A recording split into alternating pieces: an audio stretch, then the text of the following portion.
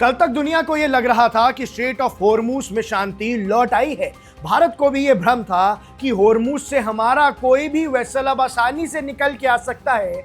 लेकिन आज की इस बड़ी खबर ने न्यू दिल्ली के साउथ ब्लॉक में हलचल मचा दी है।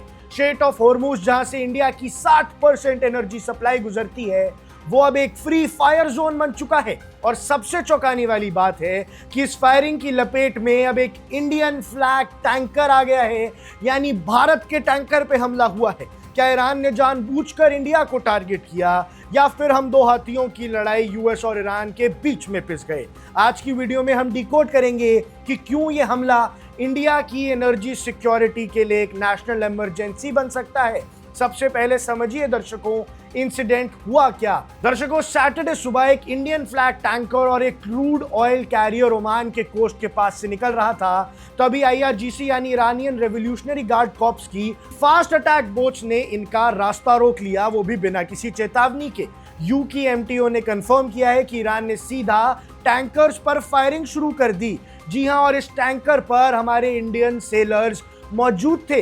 इमेजिन कीजिए उस दहशत को जब समुंदर के बीच आप पर मशीन गन से हमला हो रहा हो। लेकिन खुशकिस्मती की बात यह है कि इंडियन कैप्टन ने तेजी दिखाई और वेसल को तुरंत यू टर्न लेकर सेफ जोन में निकाल लिया। लेकिन सवाल यह है, ईरान जो हमेशा इंडिया को अपना दोस्त बताता है, उसने इंडियन शिप पर गोली क्यों चलाई? इसी ईरान ने अभी कुछ दिन पहले हमारा धन्यवाद किया था, क्योंकि हमारे लोगों ने मेडिकल एड पहुंचाई थी। तो फिर ये हमला आखिर क्यों हुआ?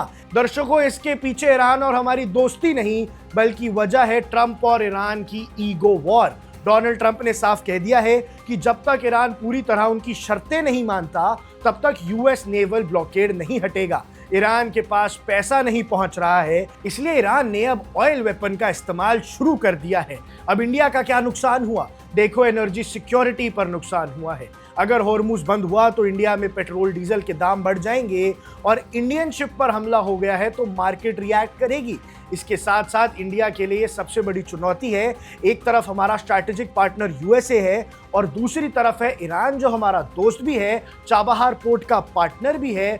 और वो तो छोड़िए भैया, अगर हॉर्मूज पे दबाव बना दिया तो इंडिया के अंदर तो एनर्जी क्राइसिस आ ही जाएगा।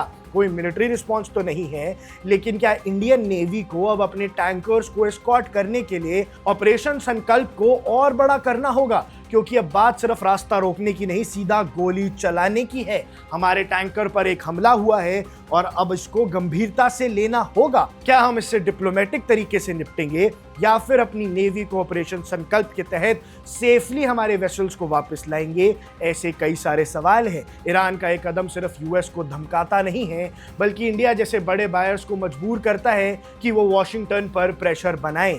लेकिन सवाल ये है, क्या इनोसेंट इंडियन सेलर्स की जान खतरे में डालना जायज है? इंडिया ने हमेशा डिप्लोमेसी की बात की है, लेकिन जब बात अब इंडियन फ्लैग वाले शिप्स पर फायरिंग की आ गई है, तो क्या न्यू दिल्ली अब कोई कड़क स्टैंड लेगा? आपको क्या लगता है, क्या इंडिया को अपने वॉरशिप्स हॉर्मूज में भेजने चाहिए ताकि सिर्फ हमारे वेसल सेफली निकल पाए, या फिर आईआरजीसी ने जो फायरिंग की है ये अनजाने में की है? ऐसा होने की भी पॉसिबिलिटी बताई जा रही है। कमेंट में आप अपनी राय जरूर बताएं कि भारत की सिक्योरिटी और ग्लोबल अपडेट्स में क्या होना चाहिए, और जो भी आपकी राय है हमें कमेंट सेक्शन में बताइएगा। ऐसे ही वन इंडिया के साथ जुड़े रहिए। मैं हूं आकुश Kaushik. Subscribe to One India and never miss an update. Download the One India app now.